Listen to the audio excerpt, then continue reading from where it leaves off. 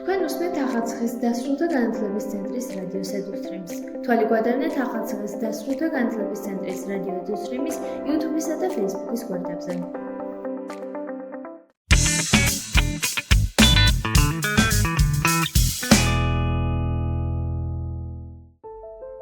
დღევანდელ გადაცემაში მოისმენთ რუბრიკას ჩემი საქმე.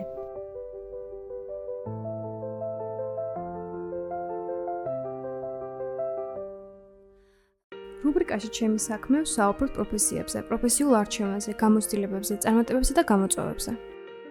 მოგესალმებით, ეთერშია გადაცემა ჩემი საქმე, მე ნანა ყავრელიშვილი ვარ. დღევანდელი ჩემი გადაცემის სტუმარი არის ჟუჟუნა კახაძე. შეიძლება ჩვენს მოყურებლებს ჟუჟუნას სხვა გადაცემიდან ახსოვთ, რომელმაც ჭარბიწონა დაამარცხა, თუმცა ის როგორც უკვე პედაგოგი ისე იმყოფება ჩემთან გადაცემაში სტუმრად. დღეს ვისაუბრებთ ჟუჟუნას პროფესიულ გზაზე, როგორ დაიწყო მისი ისტორია მუსიკასთან დაკავშირებით, როგორ გახდა ის პედაგოგი და ასევე მას, როგორც წინა გადაცემებში გითხარით, ყავს ორი წარმატებული ჯგუფი, ეს არის String Wave და Mesk Folk და სწორედ უფრო მეც გავიგებ დღეს ჟუჟუნასგან. მოგესალმებით ჟუჟუნა, მადლობა რომ მომეცა ისევ საშუალება დღეს აქ ჩემ სტუდიაში გიმასპინძლოთ, უფრო მეტად შენს პროფესიულ ცხოვრებაზე ვისაუბროთ. კი ბატონო ნანა, მოგესალმებით, მივესალმებით თქვენს მაყურებელს, ჩემთვისაც ძალიან სასიამოვნოა თქვენთან სტუმრობა. დავიწყოთ. პირველი კითხვა იქნება ის თუ შენი ცხოვრების გზა როგორ დაიწყო უშუალოდ შენი კავშირი მუსიკასთან, რომელმაც მოგცა მთავარი ბიძგი, რომ დღეს უკვე ყოფილიყავი შემდგარი მუსიკოსი და მათ შორის პედაგოგი. კი ბატონო. ნანა, ამ პროფესიასთან ერთად, ამ საქმესთან ერთად ვცხოვრობ ზოგადად. ეს არის ჩემი ცხოვრების მეგზური, აი ესე ლაიტმოტივად რომ გასდევს სულ მთელი ცხოვრება, მუსიკა ის საქმეა ჩემთვის და საბოლოო ჯამში პროფესიადაც ვაქციე ეს ყველაფერი. ღრმა ბავშვობაში გყავდა თუ არა ადამიანი, ან პიროვნება, ან შეიძლება მხარდამჭერთა კატეგორია შენს გარემოცვაში, რომელმაც აი ნამდვილად მოგცა ბიძგი იმისთვის, რომ ეთქვათ, რომ ჟუჟუნა, ის სწორედ ეს მუსიკა არის შენი საქმე. და სწორედ ის შენი მონაცემები, რაც დღეს უკვე აი ამ პროფესიულ ცხოვრებაში იყენებ, არის ის მთავარი ტალანტი, რაც უნდა აქციო შენს მთავარ საქმიანობად. კი ბატონო, სიამოვნებით გეტყვი. ჩემი მთავარი მოტივატორები იყვნენ ჩემი მშობლები, ჩემი ოჯახის წევრები, ბებია, ბაბუა, მე პირველი შვილი ვარ.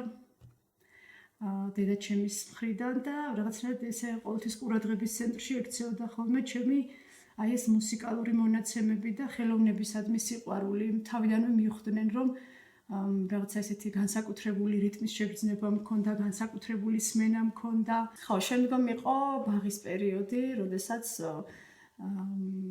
განსაკუთრებულად მრთავდნენ ხოლმე ესეთ საპასუხისმგებლო პარტიებში, ანუ სამღერ პარტიებს მაძლევდნენ და ესე შემდეგ სკოლის პერიოდი, შემდეგ მუსიკალურში მიმიყვანეს მშობლებმა და და დაიწყო ჩემი მუსიკალურად განვითარების ისტორია. ისე წარმოიდგენდი, რომ პედაგოგი იქნებოდი დღეს და სხვა ბავშვებს ასწავლით სიმღერას, მუსიკას?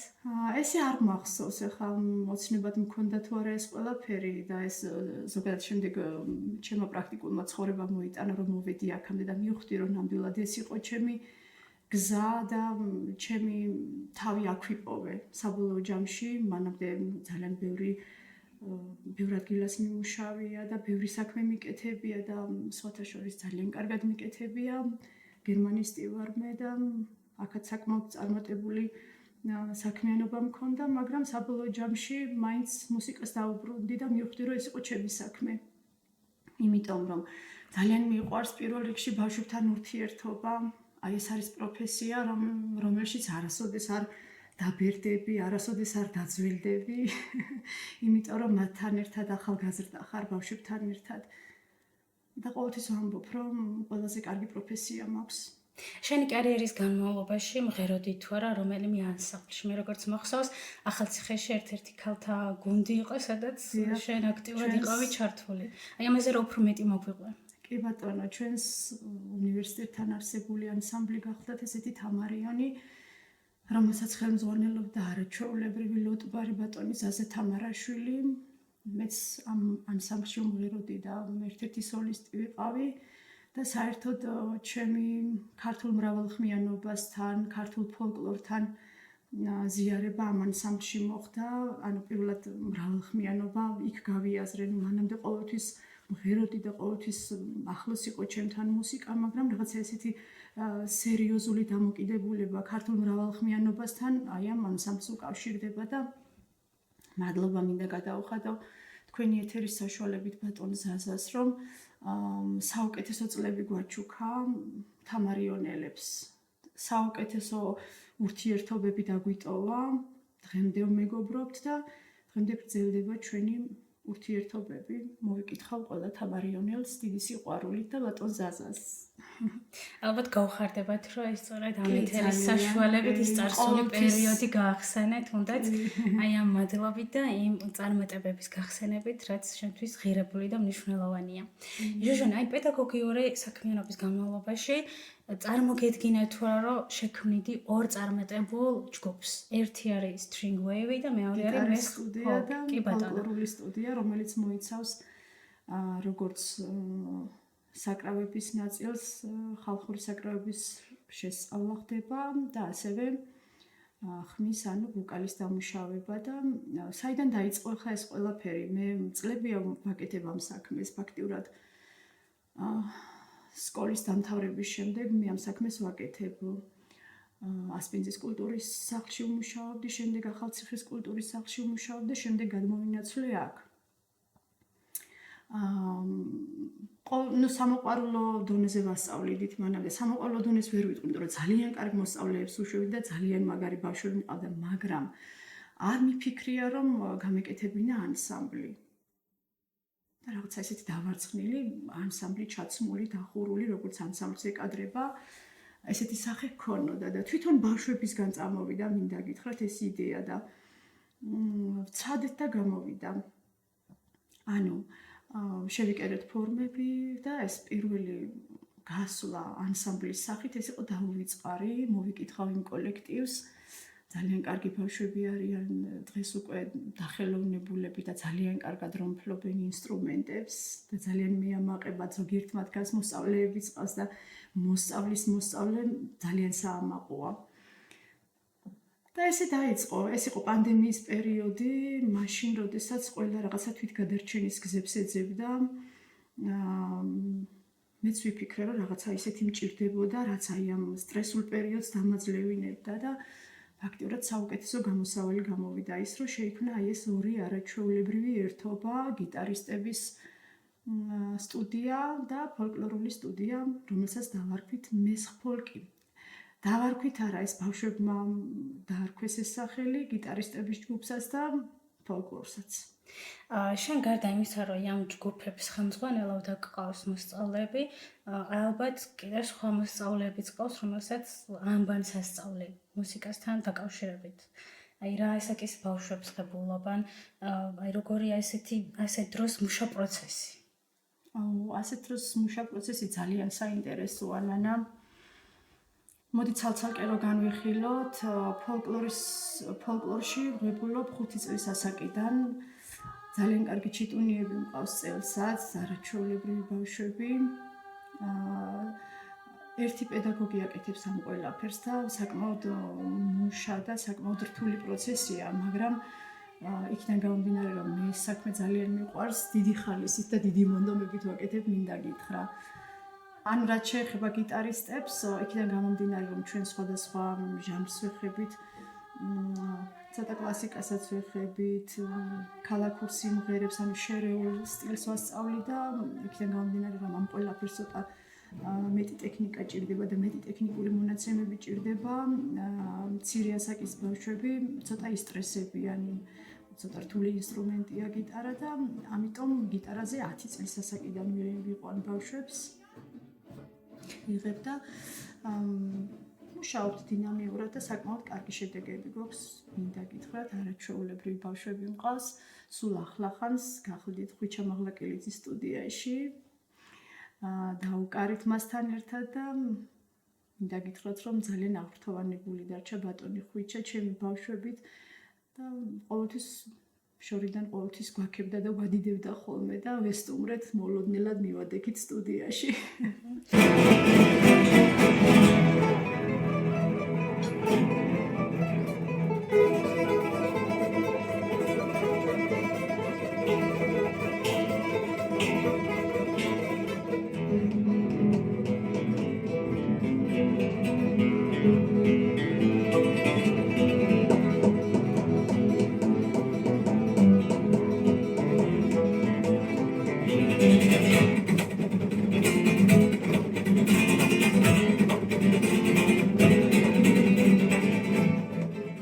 როგორც პედაგოგისთვის ყველაზე მნიშვნელოვანი არის მუშაობის პროცესში. ანუ ეს არის ერთგვარად ემოცია, რომელიც ბავშვებს უნდა გაატანო, ეს არის მხოლოდ ტექნიკა, ეს არის დისციპლინა. ანუ რა არის შენთვის ღირებული, რაც აი ამ მუშაობ პროცესში გეხმარება, რომ თუნდაც ბავშვები აიყოლიო იმისთვის, რომ მუსიკა ისევე შეიყვანონ, როგორც შენ გიყვარს და შემდგომ უკვე ანსამბლებში თავისი პოზიციები დაიკავონ. კი ბატონო ნანა, შენ ფაქტიურად ყველა ნიუანსი ჩამოთვალე, რაც საჭიროა, აი მომენტამდე მისაყვანად ბავშვების, რომ დაიუფლონ ამა თუ იმ ინსტრუმენტს ან ამღერდნენ და ასე შემდეგ. პირველ რიგში ვიტყოდი, რომ ეს არის სიყვარული, მეგობრობა, ანუ თუ არ გიყვარს ბავშვი, მასთან მუშაობა, შეუძლებელია იმასთან რაიმე შედეგზე გახვიდე. აუცილებელია ერთობა, ამაში რაც გულისხმობ, რომ ბავშვები უნდა მეგობრობდნენ ერთმანეთთან, ბავშვები უნდა გენდობოდნენ, როცა შენ გეშლება, შენ უნდა აღიარო ბავშვთან, რომ შენ შეგეშალა და უნდა მოიბოდიშო კიდევაც და ამითი აჩვევ შენს მოსწავლეს, რომ თვითონაც იგივე გააკეთოს. აი ამ კუთხით, მე აი ამ მიდგომებით ძალიან კარგ შედეგებზე გავდივარ, თორე ყველა ბავშვი უნიკალურია და ყველა ბავშვი ინდივიდუალურია, მაგრამ შეიძლება ვერ გაიხსნას შენთან საკმარისად და ვერ გამოავლინოს საკუთარი შესაძლებლობები ისე ვერ გაჩვენოს როგორც საჭიროა. ამიტომ პირველ რიგში ბავშვმა შინაურად უნდა იგრძნოს შენთან თავი, შენ უნდა გენდობოდეს, უნდა მეგობრობდეს შენთან და უნდა უყვარდე. და კიდევ ერთი მთავარი ნიუანსია, თუ შენ არ უნდა იტყუებოდე, მართლა უნდა გიყვარდეს, ნანა, ამას ბავშვები ყველაზე კარგად გრძნობენ. დიდთან შესაძლოა ითამაშო, მაგრამ სიყვარულს ვერ ითამაშებ რა. ჩემი ყველაზე მთავარი კოზირი ეს არის ბავშვებთან ურთიერთობაში, კიდეც უბრაზდები, კიდეც ვკამათობთ ხოლმე, მაგრამ ეს ყველაფერი ჯანსაღად ხდება და ჩვენ რეალურად ჩვენს ემოციებს ვუზიარებთ ერთმანეთს. აი ეს არის ყველაზე მთავარი ნიუანსი. შემდეგ აუცილებლად დავამატებდი დისციპლინას. დისციპლინა არის ყველაზე მთავარი. თუ დისციპლინა არ არის კოლექტივში, შეუძლებელია ჯერ ერთი პედაგოგი იჯდეს მუშაობდეს 50 ბავშვთან, 10 ბავშვთან, თუ ის დისციპლინა არ არის, ვერ იმუშავებ ვერანაირად, ხო? ხმაური იქნება და თქვათ ერთის ხმაურის გამო მეორეს შეეშლება ხელი. შრომის მოყვარეობა კიდევ მთავარი ნიუანსი. თუ შენ ხედავს ბავშვი, რომ სულ ფორმაში ხარ, სულ მომზადებული მოდიხარ, მაქსიმალურად ყველა კითხვაზე უნდა გქონდეს პასუხი ამ ყველაფერთან ერთად და რა ვიცი, აი ესე გავდივართ შედეგებზე. ანუ შენ ფაქტიურად ხდები ფიგურა, რომელიც უნდა იყოს ბავშვებისთვის მამოტივირებელი, ყველა ნაბიჯების დროს უნდა იყოს ავტორიტეტი აუცილებლად, რომ იმას გქონდეს мотиваცია და იმუშაოს. ხო, ჟიჟინა, ჩვენ ახსენეთ, რომ უბრალოდ შენ ახსენე, რომ იყავით ხვიჩასთან სტუდიაში მისულები, ესე მოულოდნელად და ასევე გასტროლებზეც დადიხართ. აი საინტერესო იქნება თქვენი ამ გასტროლების ისტორიის გაზიარება. რა ტიპის კონცერტებზე ღებულობთ მონაწილეობას? აი ამ გასტროლების შემდგომ ბავშვებში რა ემოციები მოდის და რამდენად ღირებულია, რომ მსგავს ტიპის აქტივობებში აქტიურად იყვნენ, თუნდაც ეს ჯგუფები, ჩართულები და გარკვეული ისტორია შექმნან თავიანთი ცხოვრების.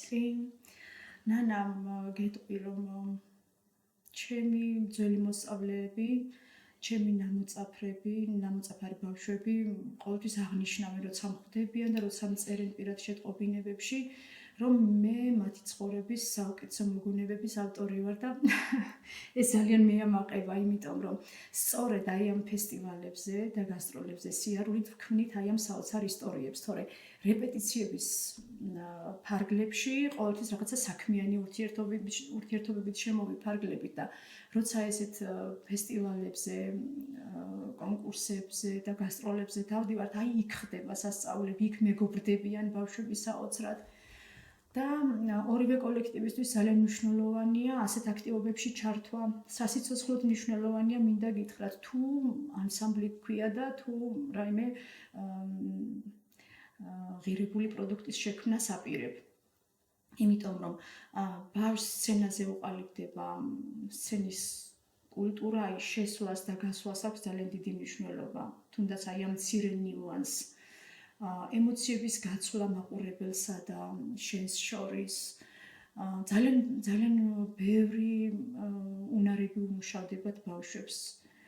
ემოციურად ეჩვევიან ამ ყველაფერს და აი ასე ნაბიჯ იზრდებიან და ყალიბდებიან. ისით ამამე აქვთ მეტად გახსნილები არიან, მეტად კომუნიკაბელურები ხდებიან და რაც მთავარია გამოუმუშავდებათ მაღალი თვითშეფასების განცდა, იმიტომ რომ იქ უამრავი კოლექტივი მონაწილეობს დაუშვათ ამა თუ იმ ფესტივალზე და თავისთავად ადარებ, ხო?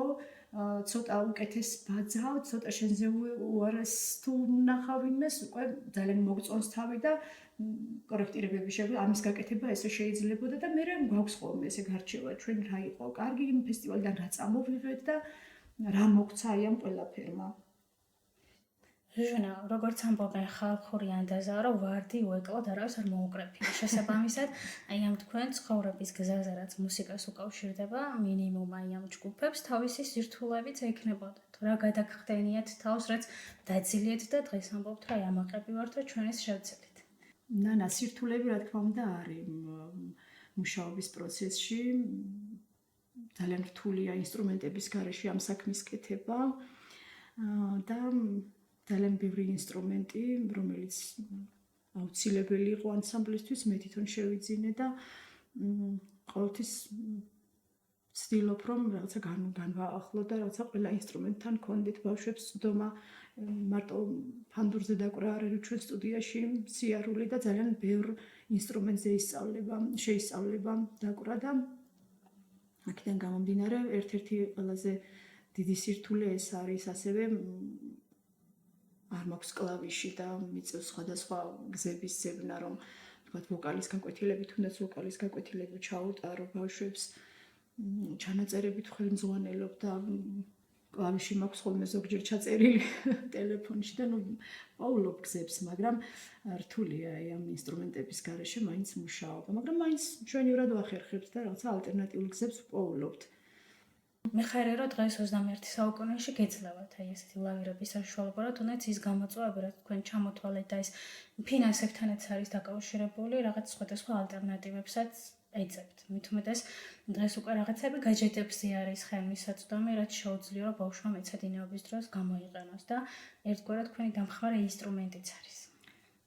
კი ბატონო, ყოველთვის პოულობთ ხოლმე რაღაცნაირად ისე ალტერნატიულ გზებს, როგორც გითხარი და ხან ტელეფონში ვიწერ ხოლმე აი ამ კლავის რაც მჭირდება ან სახლში ვამუშავებ და მე მომაქვს ხოლმე აქ და ტელეფონზე ჩაწერილ მასალას ვიყენებ და ესე ვცდილობ რომ რაღაცნაირად აი სირთულეები დავძლიო სხვადასხვა გზებით. ორივე ჯგუფისთვის როგორ ახდენ ხოლმე რეპერტუარის შერჩევას? ანუ როგორც ვთქვით, ის მესხ ფოლკია, რომელიც უფრო მესხული ფოლკლორის მიმართულებით ვითარდება, მეორე უფრო string wave, რომელიც თანამედროვე სიმღერებს უკრავს, ხო? რთულია ალბათ ორივესთვის იპოვა რაღაცა ისეთი უნიკალური, რომ თავი დაამახსოვროს სცენაზე მაყურებლებს. კი ბატონო, ეს ორივე კოლექტივი აბსოლუტურად განსხვავებული კოლექტივია, როგორც გითხარი, სხვადასხვა მიმართულება და ორივე შემთხვევაში ნაკადიდან გამომდინარე ვარჩევ ხოლმე რეპერტუარს. აი მაგალითად ახლა თუ შერეული ანსამბლია მაგალითად მესხ ფოლკი 5-დან 17 წლამდე ასაკის ბავშვები არიან და ცოტა რთულია საკმაოდ დასაფიქრებელია, თქვათ, რა მიუტანო ბავშვებს, თანაც ძალიან რთულია აი ამ ოქროს შუალედის პოვნა, თან თვითონაც რომ მოსწონდეთ და შენს ისეთი ნიმუში გაიტანოს სცენაზე, როგორც ეკადრება დაუშვათ ნორმალურ ანსამბლს ხომ. მაგრამ რაღაცნაირად ვახერხებ ხოლმე ამ რეპერტუარის შერჩევას და ჩვენი მაყურებლების რეაქციიდან გამომდინარე, მე მგონი კარგად გამოგდის ეს ამბავი. წელსაც როგორც ყოველთვის ძალიან კარგი ნაკადი მყავს, ძალიან კარგი რეპერტუარი გვაქვს. თვალი გვადევნეთ და ვიყურეთ. თქვენი სოციალური ქსელიც გაქვთ, ხო? თითოეული ჯგუფის მიმართულებით, სადაც მე როგორც ვიცი, თქვენს თითქმის ყოველდღიურობას წვირთავთ მეცადინეობები, თუ სადმე სცენაზე გამოდიხართ, იქ კულისებში რა ხდება და ეს საკმაოდ კარგია, რომ ესეც ვცდილობთ, რომ მაყურებლებთან იყოთ ახლოს, იმიტომ რომ თქვენი თავი მარტო სცენიდან არ დაანახოთ და დაანახოთ, რომ კულისებს მიიღო ადამიანები ხართ. თქვენი ემოციებით. საინტერესო იქნება ატარებთ თუ არა ექსპერიმენტებს. აი რა თქვა ძალიან გარკვეული სიმღერების თქვენეული ვერსიებით გადაკეთება ან თუნდაც მუსიკალური კუთხით გარკვეული ცვლილებები. არა, ნახე, როდესაც ვიღებ რაიმე ნიმუშს დასამუშავებლად, ნიმუშის ხელყოფა არ შეიძლება, სულ ვამბობ ამას, ანუ მასწავლებელს უნდა შეეძლოს აი ამ ოქროს შუალედის დაცვა. არ უნდა გადაუხვიო დადგენილ კანონებს და შენეულიც უნდა ჩადო აუცილებლად. არ უნდა გადააკოპიროს სხვისი ნამუშევარი, არ უნდა გაიმეოროს სხვისი ნაფიქრი. აი ყოველთვის ამას ვამბობ. მე, როდესაც რაიმე ნიმუშს ვიღებ, ძალიან კარგად ვსწავლობ იმ ნიმუშს პირველ რიგში მე თვითონ ვიაზრებ რასთან მაქვს საქმე. ვაცნობ ბავშვებს შემდეგ აი ამ სიმღერასთან დაკავშირებული ისტორიას, რომ ზუსტად გაიაზრონ ბავშვებმა ის ხასიათი, რაც უნდა ჩადონ თითოეულ ნომერში. ძალიან ბევრი ნიუანსია გასათვალისწინებელი არ არის ისე რომ თქვა რაღაცა ნიმუში ავიღო მე, მოუტანო დაუდო ბავშვებს გავარჩიოთ, მარტო ნოტების მღერა არ არის, სწორად მღერა არ არის სიმღერის დამუშავება, სულ ვამბობ ამას. შენ თუ ხასიათი არ დაიჭირე, ის კილოკავი არ დაიჭირო თითოეულ ნიმუში, რაც საჭიროა, არ უნდა მოკიდო ამ სიმღერას ხელი და ამ ნიმუშს. მაქსიმალურად უნდა დაიცვა ავთენტურობა, იმიტომ რომ ქართულ ფოლკლორში ყველაზე მნიშვნელოვანი ეს არის. თუმცა უნდა გაითვალისწინო აუცილებლად შენი სოციუმის აზრი, შენი კოლექტივის აზრი და მე ყოველთვის ამას ბავშვებთან ხშირად ვსაუბრობ ხოლმე, აბა რომელი ნიმუში გავაკეთოთ, ეს როგორ გავაკეთოთ და ესე მიდის მუშა პროცესი. თქვენი გასტროლების ნაწილს რო დაუბრუნდეთ, ცოტა კიდევ უფრო უკან წარსულში რო დაუბრუნდეთ, აი ამ ფესტივალებზე მოპოვებული ჯილდოები, რითიც ამაყობთ, რა არის? როგორი ტიპის ფესტივალებია, სადაც ღებულობთ აქტიურად მონაწილეობას? დიახ, ჩვენ ძალიან ბევრი სახის მუსიკალურ აქტივობებში ვღებულებთ მონაწილეობას, როგორც ეროვნულ, ისე საერთაშორისო კონკურს ფესტივალებში და ყოველთვის ძალიან კარგი შედეგებით ბრუნდებით ხოლმე და მე ძალიან მეამაყება იმ ხელას რომას ვდებ მე ყველა ნიმუშში და იმ ყველაფერში რასაც ხელს ვკიდებ, რომ ეს ესეც უნდა იყოს, მე ასე ვფიქრობ. არა მარტო მე, ბავშვებიც, თვითონ ბავშვებიც ძალიან არიან ხოლმე ამ ყველაფერში ჩართულები. ძალიან კარგი შედეგებით დავბრუნდით მაგალითად ბულგარეთის საერთაშორისო კონკურს ფესტივალიდან, სადაც კომბინირებული ნომერი გქონდა ფოლკლორს და გიტარის სტუდიას. და ერთი ძალიან კარგი ტრადიცია გვაქვს ხოლმე, რომელ ქვეყანაშიც მივდივართ, იმ ქვეყნის ნიმუშს ვამუშავებთ ერთ ნომრად აუცილებლად და აი ეს ძალიან დიდ მოწონებას იმსახურებს ხოლმე და მაგალითად ბულგარეთიდან ვოკალურ ინსტრუმენტულ ჟანრში ავიღეთ პირველი ადგილი. ასევე საბერძნეთში გქონდა სირტაკი წაღებული და იქიდანაც პირველი ადგილით ჩამოვედით, 4 საკონკურსო ნომერი გქონდა და 4-ვე საკონკურსო ნომერმა აიღო საპრიზო ადგილი. ერთი პირველი ადგილი, 2 მეორე და 1 მესამე ადგილი ჩამოვიტანეთ. ძალიან სასიხარულოა თან ესეთი სიამაყით, როდესაც ამას ამბობ და მე დარწმუნებული ვარ, შენი მოსწავლეები, რომლებიც აი ამ გასტროლებში ღებულობდნენ მონაწილეობას, ამაყობენ ამით და ასევე ისინი, ვინც დამწყებები არიან, იმიტომ რომ ეს არის ერთგვარი мотиваცია, რომ ეს ამომავალ შეიძლება სწორედ მათთვისაც ეს კარი გაიღოს, სადაც თავიანთი თავის წარმოჩენას თუნდაც საერთაშორისო დონეზე მოახდენენ და საპრიზო ადგილებს დაიკავებენ. თუმცა იქ ქონიათ თუ არა შემთხვევა, რომ აი მარცხმა უფრო მეტი გასწავლათ, ვიდრე გამარჯვება. ანუ ესეთი ფესტივალებით ყოფილა, სადაც შეიძლება საპრიზო ადგილი ვერ დაიკავეთ, მაგრამ თქვენთვის ეს იყო უფრო მეტად мотиваცია და გაკვეთილი იმის თუ რა უნდა გაუმჯობესოთ. ნანა, სიმართლე რომ გითხრა, ასეთი ფაქტი არ მახსენდება, რომ სადმე რომელიმე ფესტივალიდან წამოსულიყავით მარცხით, ეს ფაქტურად ყოველთვის ისეა გათვლილი, რომ იქიდან დამარცხებული არავინ არ მოდის. ყველას აძლევენ мотиваციას, ვინც თუნდაც ბედავს და სცენაზე გადის, როგორი კატეგორიის კოლექტივიც არ უნდა იყოს. ეს ყველა ვიცით, რომ ძალიან მნიშვნელოვანია სცენაზე გასვლა და იქიდან პრიზის გარეშე და შექების და მადლობის გარეშე არავინ არ მოდის. შესაბამისად, ჩვენც არ გქონია ესეთი შემთხვევა, რომ რაღაცა ნომერი ჩამვარდნო და ფაქტურად მე არ მახსოვს.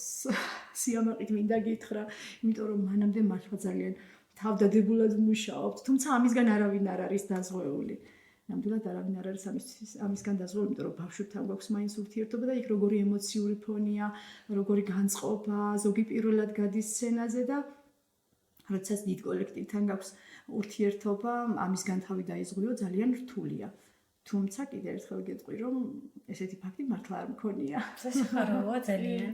ჟუჟუნა, ამ ყველაფერ წარმატებასთან ერთად, ვინ არის შენი მხარდამჭერი ადამიანი, ორგანიზაცია თუნდაც, რომელიც ხელს გიწყობს, რომ ეს ყველაფერი მეცადინეობა, რეპეტიციები და ასე შემდგომ განახორციელო და შენთვის რაღაც კუთხით ხელშემწყობი იყოს. კი, ნანა, სულ ვამბობ ამას და ყოველდღე მადლობას ვეუბნები აი ამ ცენტრის დირექტორს, ჩვენს არაჩვეულებრივ მეგობარს თამარ კაპანაძეს, რომელმაც საშუალება მომცა, რომ აი ესე დაცულად ვიგრძნო მე აქ თავი და მქონდეს ყველა ის პირობა, რაც საჭიროა მსრულყოფილი მუშაობისთვის.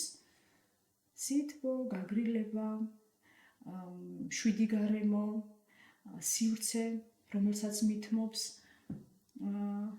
და აი ამ მრავალწლიანი ურთიერთობისთვის მას მინდა რომ ძალიან დიდი მადლობა გადაუხადო.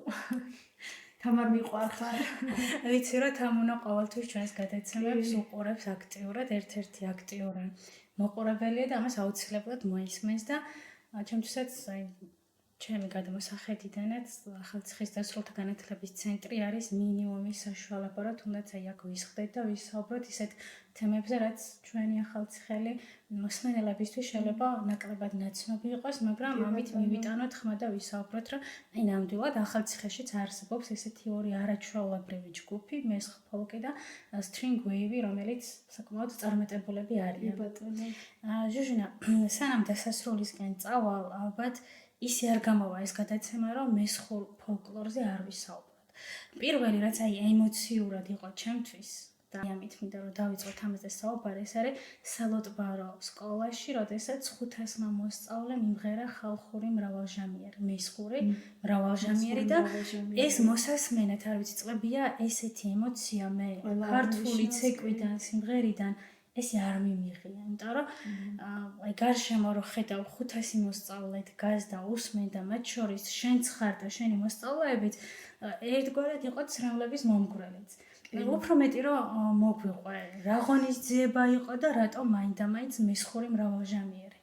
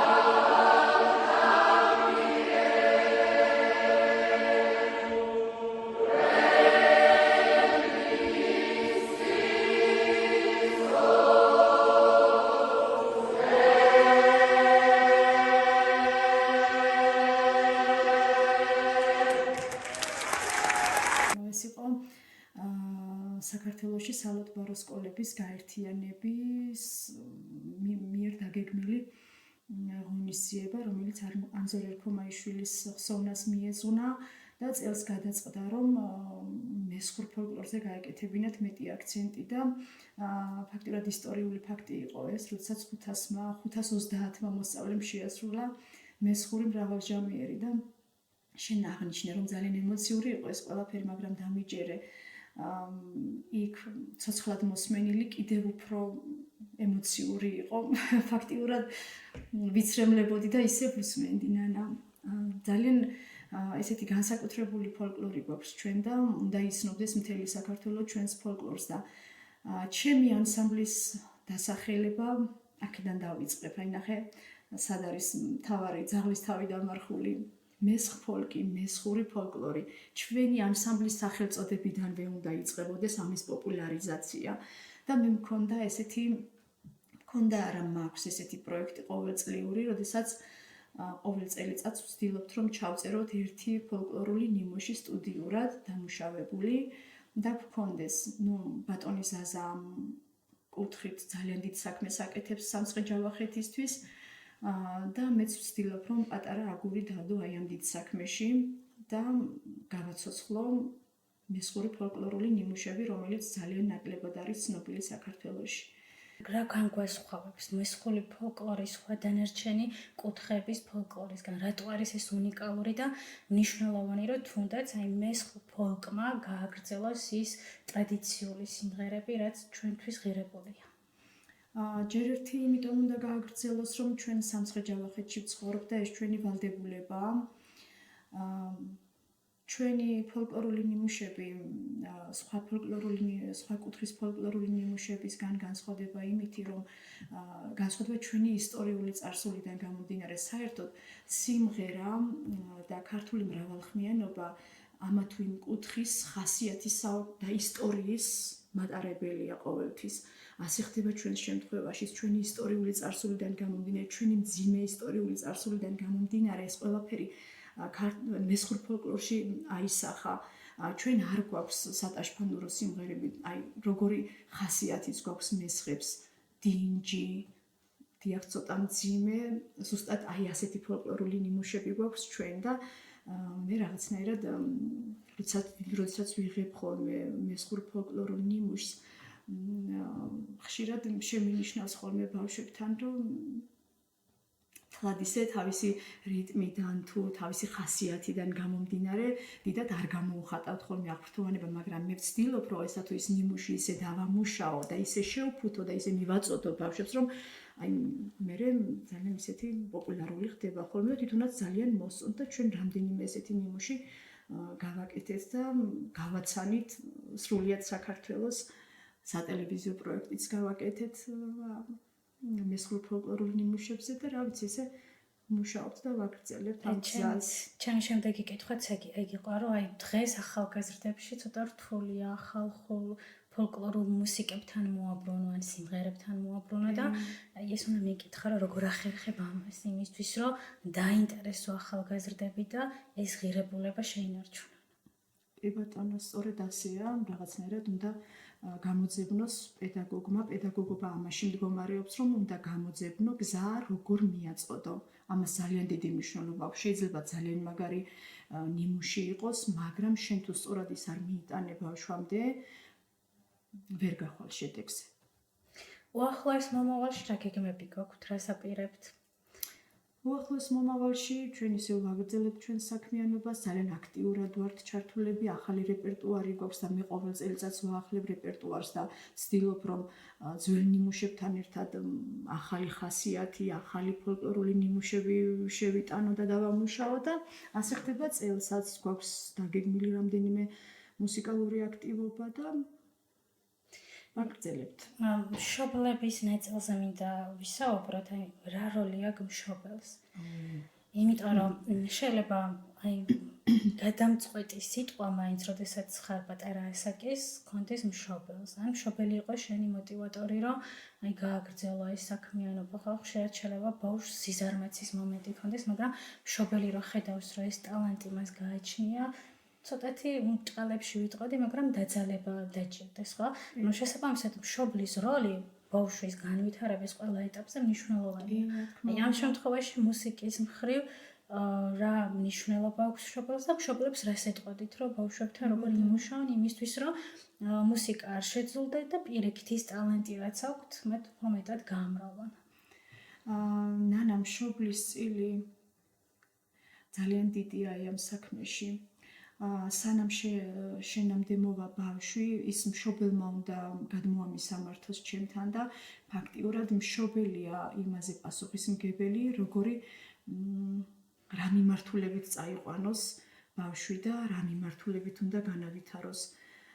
სად უნდა, როგორ გარემოში უნდა რომ მოხდეს ბავშვი და შემდეგ მუშაობის პროცესში უკვე რომ მოვა, მუშაობის პროცესშიც ძალიან დიდია მშობლის წვლილი, იმიტომ რომ ყველა პედაგოგისთვის არის სასიამოვნო ის, როგორ არის მშობელი ჩართული ბავშვის განვითარებაში. აი მე ყოველთვის ღია გაკვეთილი მაქვს, ხოლმე ჩემი ყველა რეპეტიცია არის ღია გაკვეთილი, იმიტომ რომ არ არსებობს რეპეტიცია, რომელსაც არ ესწრება მშობელი და ძალიან ამაყი ვარ იმითი, რომ სულ მეუბნებიან, რომ ჩემს რეპეტიციებზე დასწრება არ ბეზრდებათ და დიდი სიამოვნებით ესწრებიან. აი ნახულობენ დროს და მოდიან და თავიანთი შვილები როგორ ვითარდებიან და რა გარემოში არიან, ამ ყველაფერს აკვირდებიან და ჩემთვის ეს ძალიან სასიამოვნოა. ეთერით რო ისარგებლოთ, რას ეტყოდი ახალგაზრდებს, რას ეტყოდი შენს მოსწავლეებს? ჩემს მოსწავლეებს ვეტყოდი იმას, რომ ეს არის ყველაზე კარგი საქმე, რაც შეიძლება არსებობდეს, რომელიც განიჭევს რომელიც გაძლევს აკადემიურ ცოდნას და გარდა ამისა, ძალიან დიდ სიამოვნებას იღებს ყველა ამ საქმით. და ყოველთვის მithქვამს ხოლმე ჩემი მოსწავლეების, როცა ამბობენ, რომ დრო არ აქვთ, ან ძალიან გადატვირთულები არიან მით უმეტეს აბიტურიენტები, ყოველთვის ვეუბნები, რომ აი მე თვითონ ვარ ხოლმე ისე მოტივატორი, იმიტომ რომ სამი შვილის დედა, როდესაც ჩართულია ასე, მე საჯარო სკოლაშიც ვასწავლი პედაგოგი ვარ, იმ ყველაფრის შემდეგ მე თვითონ როდესაც მაქვს სამუშაო, ძალიან დიდი ხანი ვიმუშაობ ხოლმე და ყოველთვის მრჩება იმისთვის დრო, მოკლედ რომ გითხრა, რომ ვიმუშაო საკუთარ თვითგანვითარებაზე. ასევე ვეუბნები იმათაც, რომ ამ საქმეს არ შეხედოთ როგორც საქმეს ისე. ანუ ჩათვალეთ, რომ ამითი უნდა განიტვირთოთ თქვენ, ზიხარ და ინსტრუმენტზე მუშაობ და სიამოვნება უნდა მიიღო შენი მუშაობით. ხომ ასეა, ანუ როგორც საქმეს ასე არ უნდა შეხედო, პირიქით მამოტივირებელი უნდა იყოს ეს საქმე სხვა დანარჩენი საქმეებისთვის. ზოგადად ხელოვნება ესია, არსებობს იმისთვის, რომ იყოს შენთვის განტვირთვა, იყოს შენთვის გარკვეული თერაპია. ანუ შეიძლება პატარა ბავშვობის ასაკიდან, როცა დადიხარ ესეთ წრეებზე, ცოტა ვალდებულებად თვლი და სტრესულიც იყოს, მაგრამ უკვე როდესაც მოზრდილი ხარ, მოზრდობის პერიოდში, თინეიჯერობის პერიოდში, ეს არის გარდამტეხი ასაკი, სადაც უნდა მიხვდე, ანუ ეს შენთვის რა არის? არის უბრალოდ ვალდებულება თუ არის უბრალოდ განტვირთვის გზა და ალბათ ის ადამიანები, ვინც ამ ნიჭს ფლობენ, ვფიქრობ და გეთანხმები, რომ ეს მათთვის უნდა იყოს სიამოვნება და მათთვის უნდა იყოს შემოქმედებითობა, რამაც ყოველი დღიური რუტინის შემდგომ უნდა მოქცეს საშუალება, რომ შენ იყოს შენი. აი ამ ნაწილში სროლებით გეთანხმები და ყოველთვის ვამბობ, რომ მე რაღაც ესეთი საკუთარი თავის პოვნაში. ესეთი ნიჭი არ მაქვს ხელოვნების მიმართულებით, მაგრამ არა უშუალოდ სხვა რაღაცებში ვპოულობ გამოსავალს, რომ განვითვირთო და ჩემთვის იყოს ეს ჩემი თერაპიული, ასე ვთქვათ, საშუალება. აი ბევრი შემთხვევა მქონია ნანა ბოდიში ჩაგეჭერი, როდესაც მშობლებს მართლა ძალით მოყავთ ხოლმე ბავშვები, თვითონ უნდათ რომ რომელიმე ამა თუ იმ ინსტრუმენტს უკრავდნენ ან მღეროდნენ და მე ძალიან მეამაყება ის ფაქტი, რომ ხშირად აუღნიშნავთ მშობლებს, რომ აი მე ძალით მოვიყვანი, მაგრამ მეორე და მესამე რეპეტიციაზე უკვე თვითონ გამორბოდნენ, ისე უხაროდათ და ისე მოუხაროდათ ჩვენთან მოსვლა. ალბათ ეს პედაგოგისთვის ერთ-ერთი საამაყო ნაწილია თავის მოღვაწეობის განმავლობაში.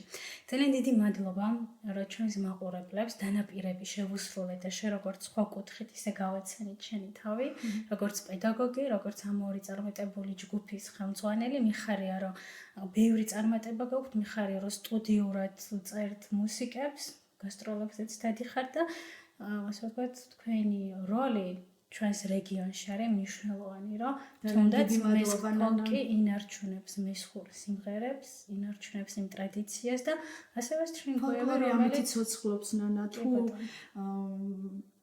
აი ესე არ განახლდა ეტაპობრივად ვიღაცამ რომელიღაცა თაობამ თუ დაივიწყა ჩათვალე რომ მკვდარია ეს ყველაფერი, ხო? ამიტომ ჩვენი წილი პასუხისმგებლობა უნდა ვიგრძნოთ ამ ყველაფერში. მინდა წარმატებები გისურვოთ. სხვადასხვა, ასე ვთქვათ, ღონისძიებებში აქტიურად ღებულობთ მონაწილეობას და მინდა რომ ბევრმა გაიგოს თქვენ შესახებ, ასევე ჩვენი ეთერიდანაც იმედია იმ კადრებს, რასაც ვაჩვენებთ თქვენი მეცადინეობის, გასტროლების, უფრო მეტად ახლოს გაგიცნობენ და იტყვიან, რომ აი ჩვენს ახალციხეშიც არსებობს ესეთი ორი წარმატებული ჯგუფი. კი ბატონო, ძალიან დიდი მადლობა ნანა შენ მოწვევისთვის, ჩვენი საქმის ასე პოპულარიზაციისთვის, მართლა მთელი საქართველო და ძალიან ბევრი ადამიანი უნდა იცნობდეს ამ ორ კოლექტივს, იმიტომ რომ მართლა ძალიან კარგი კოლექტივია. მე ამ საქმეს მართლა ძალიან დიდი შემართებით და გულით და სიყვარულით ვაკეთებ და ეს ასეც უნდა იყოს ნამდვილად. მე კი ჩემ მაყურებლებს დავემშვიდობები, მადლობა რომ გვისმენთ და გვიყურებთ. გადაცემის ბოლოს გიტოვებთ საახალწლო განწყობისთვის, აი ჟუჟუნას ჯგუფის მიერ შესრულებულ ალილოს. String Wave თუ მესხფოლკი. მესხფოლკი. ასე რომ გემშვიდობებით მომავალ შეხვედრამდე. ნახვამდის.